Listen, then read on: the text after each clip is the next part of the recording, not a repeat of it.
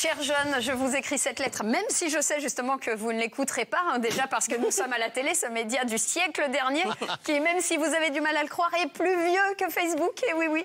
Et oui, et aussi parce que j'ai plus 20 ans. Et donc, je représente pour vous une sorte de daronne, hein, donc la quintessence du somme, en quelque sorte, le summum, voilà. Oui, je fais ce que je peux. Oui, merci. Je fais ce que je peux pour suivre votre langage. Hein, quand je pense que je me moquais de mes parents quand ils disaient c'est batte ou c'est terrible, alors que moi, je disais c'est trop de la bombe, voire c'est de la bombe de balle. Et c'est à votre tour de vous moquer, car vous, c'est d'art, c'est carré, c'est lourd. Bref, tu connais, frère, fais pas crari, nanani, nanana. En vrai, cher jeune, j'ai commencé à me demander si j'étais à la traîne au niveau de votre langage quand j'ai écouté celle qui devient pour moi une référence, Aya Nakamura. Et en fait, je me suis rendu compte que j'étais pas à la traîne. Non, non, je suis carrément dans un espace spatio-temporel différent. En gros, les femmes viennent de Vénus, si vous voulez, les hommes viennent de Mars, et alors les ados de Star Wars. Ils ont inventé une nouvelle langue. Par exemple, quand la linguiste et essayiste Aya Nakamura déclare dans Jaja...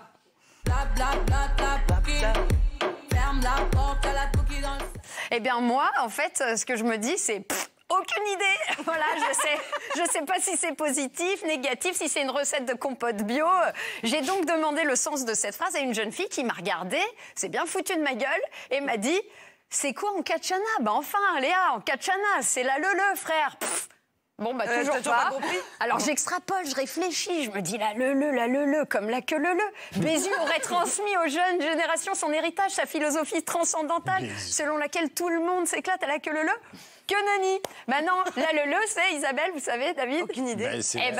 C'est en Katchana bébé tu dettes. Ça signifie tout simplement tu es particulièrement performant dans l'exercice de la levrette. Et je ne parle pas de la femelle du canidé aussi vive qu'efflanquée. Non, non. Voilà, faut bien traduire. C'est vraiment vrai? C'est vraiment vrai. La levrette? C'est ça, c'est ça. La Katchana. La Katchana bébé. Alors bizarrement, on dirait un plat libanais. Ouais, comment attirer l'attention de David Abika? Du coup, j'ai vu des métaphores sexuelles partout. Et en entendant...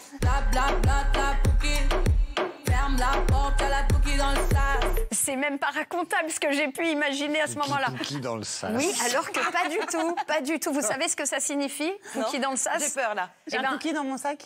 Non, ça veut dire qu'il y a un poucave dans le sas, c'est-à-dire une balance, un cafeteur. David, un rapporte-paquet pour les gens de votre génération. Un délateur, quoi. Un délateur, en gros, un mouchard derrière la porte. Ça veut dire exactement ça. Résultat, pour vous montrer, chers jeunes, que j'ai progressé, sa mère, j'ai décidé d'essayer de traduire dans votre langage un grand classique de la littérature. D'ailleurs, pardonnez mes errements, chers jeunes, qui ne regardez pas, puisque vous êtes sans doute sur YouTube et TikTok. Allez, je me lance. La cigale et la fourmi, par Gadjo de La Fontaine, t'as vu. La cigale s'étant enjaillée tout l'été se trouva en pleine Hesse quand le froid l'a mis en PLS. Pas un seul petit saut mort, ni shit ni huit, c'était mort. Elle alla faire tiep chez la fourmi au tiec pour lui péta de la grosse moula.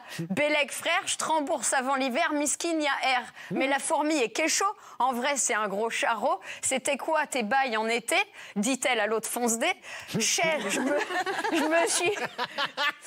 me suis pas faite en yesh, rien que j'ai dansé balek, à skip tu dansais Psartek, maintenant t'as qu'à chanter wesh. Voilà, j'ai fait ce que j'ai pu. J'espère au moins que les jeunes qui nous regardent ne se sont pas retrouvés au BDR, c'est-à-dire au bout du rouleau, comme quoi toutes les expressions ne changent pas.